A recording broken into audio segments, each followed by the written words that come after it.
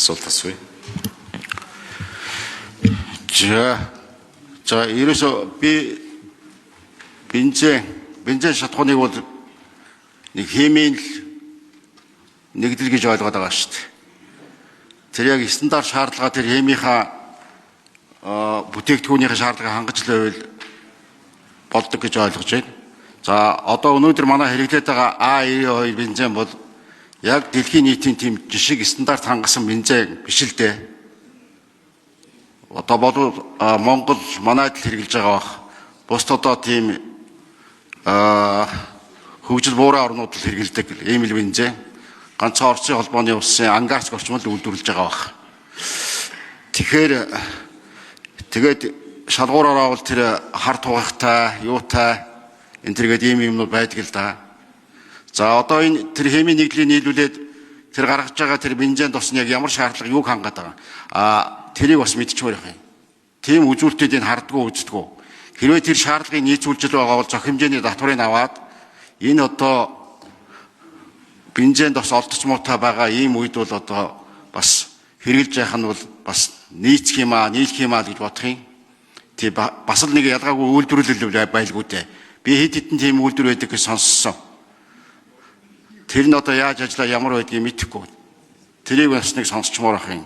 За нөгөө талаар бол аль болохоор л одоо нэг ганц одоо улсаас ганц компаниас хамааралтай болох тал руугаа одоо бас төр засгийн бодлого шахагдаж явж болохгүй.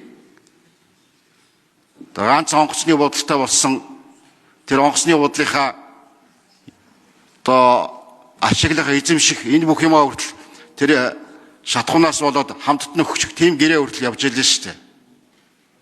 Тэгээ тэр арбитрийн одоо нэг хүн олон жил удирдсан тийм улс орны тэнцэх арбитраа шийдүүлэн гэх шиг өдрөөс өдрөл ийм муухай юм хийгээ явах юм а та нар.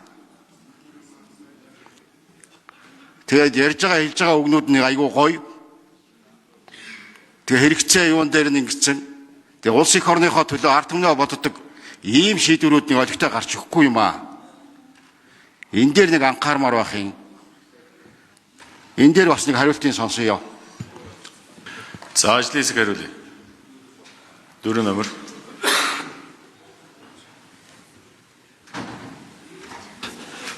Ажилтны эрдэс байлгийн газрын төсний бодлогын газрын дарга ашиглалаа.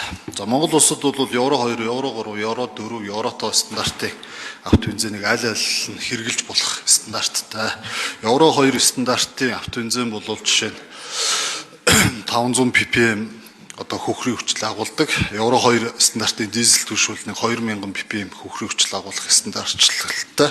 За Еврото стандартын дизель түвшүүл бол 10 ppm хөхрийн одоо тоосон цар агуулах стандарттай. За энэ орж ирээд байгаа энэ давир бүтээгдэхүүнүүд бол 5-6 мянган ppm тэрнээс ч өндөр одоо хөхрийн тоосон царыг агуулдаг учраас одоо байгаль орчин хүний бие эрүүл мэндэд хортой гэж үздэг. За энэ бүтээгдэхүүнийг дахин одоо боловсруулахад маш өндөр хэмжээний зардал өртөгтэй байдаг учраас тэр үйлдвэрлэлтийн зардал өртгийг шингээхгүй тулд хямд үнээр худалдаж борлуулдаг. Тухайн бүтээгдэхүүнийг оруулж ирээд одоо өндөр үнэтэй одоо дизель түвш авто бензинтэй нэгэн адил үнээр зараад байгаа нь одоо хүний эрүүл мэнд байгаль орчинд хортоогоос гадна дээрэс нь татваргүй оруулж ирж байгаа нь бас нэг талаар буруу бусад бүтээгдэхүүнийхээ өрсөлдөх боломжийг хязгаарлаад байгаа. Ийм учраас энэ асуудлыг бол онцгой албанд татвар тавих нь зүйтэй гэж үзэж байгаа.